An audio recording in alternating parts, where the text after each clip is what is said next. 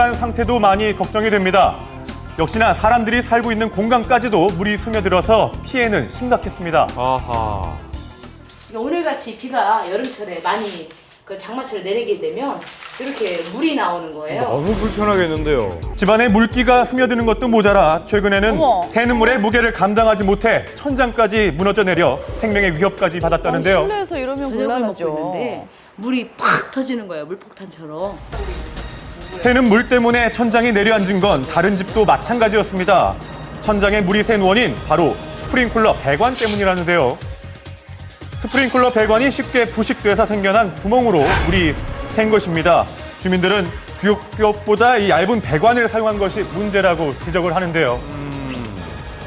현재는 물폭탄을 피하기 위해 임시 방편으로 스프링클러를 잠궈 놓은 상태입니다. 물이 났을 경우 그것 때문에 스프링클러를 설치한 건데 굉장히 불안하죠. 그럼요. 2년 동안 아파트 724가구 중 160가구가 누수 피해를 입었습니다. 60여 가구는 아직도 보수가 되지 않은 상태. 주민들은 설계 도면대로 지어지지 않은 것이 원인이라고 주장하고 있는데요.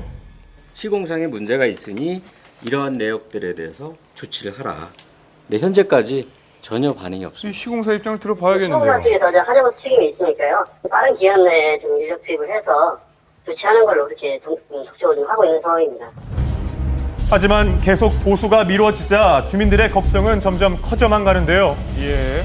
제일 염려가 되고 공포스러운 거는 이 누수 현상이 현재 진행 중이라는 거예요. 어떤 세대에서 얼마만큼 더 많은 세대들이 터질지 이건 아무도 알 수 없는 거예요. 하루빨리 문제가 해결돼 더 이상의 추가 피해가 없기를 바랍니다. 아이들을 위한 놀이용 종이집이 오히려 아이들의 안전을 위협하고 있습니다. 아이고. 최근 엄마들 사이에서 인기를 끌고 있는 놀이용 종이집. 아이들이 자신만의 공간을 만들어 정서 함양에 좋다고 하면서 아이와 엄마들에게 반응이 아주 뜨거운데요. 네. 그런데 이 종이집 때문에 아이가 다치는 사고가 발생하고 있습니다. 어떻게 다친 어떻게 된 거죠? 일일까요? 그저 평범해 보이는 종이집이 한순간에 위협적으로 돌변했다는데요. 절단면이 얼굴 이렇게 눈 아래쪽에 이렇게 긁혀가지고 여기서부터 아이고. 여기까지 다 긁히고 종이에 조금만 베는 위쪽을 사고군요. 다쳤더라면 실명까지 될 수 있었다는데요. 2달이 지났지만 아직도 상처가 남아 있습니다.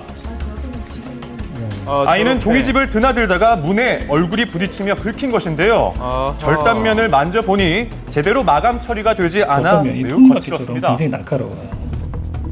종이집 문과 창문에 절단면이 노출돼 있어서 아이들이 드나들며 긁힐 위험이 높을 것 같았는데요. 예. 그렇다면 이 절단면의 위험성 어느 정도일지 절단면에 단단한 채소와 과일을 긁어봐니 그렇게 상처가 나는 것을 볼 수 있습니다. 예. 그만큼 날카롭다는 거죠. 그런데 안전하다며 안전 인증 마크까지 받은 상태인데요. 안전 인증 마크가 무색할 만큼 인터넷상에는 놀이용 종이집의 안전성과 관련된 항의 글들이 쉽게 눈에 띄었습니다. 해당 제조업체를 찾아가 입장을 들어봤는데요. 정해진 규정 안에서 제품을 만들어서 이상 없다는 그 제품을 어떻게 사용하느냐에 따른 소비자 과실 부정이 있다고 보거든요. 자, 제품 설명란에 주의사항을 저렇게 고지할 만큼 제조업체 측에서도 그 위험성에 대해서는 주의를 인지를 누가 하고 해야 되는데 있는데요. 애기가 해야 되잖아요. 애기가 어떻게 주의를 해요. 3세 아이한테 사용자 과실이라는 표현을 쓴다는 게 좀 말이 됩니까? 장난감은 아이들이 마음 놓고 안전하게 가지고 놀 수 있도록 제작돼야 할 것입니다. 그럼요. 앞으로는 좀 더 엄격한 기준으로 아이들이 안전하게 놀 수 있기를 바랍니다.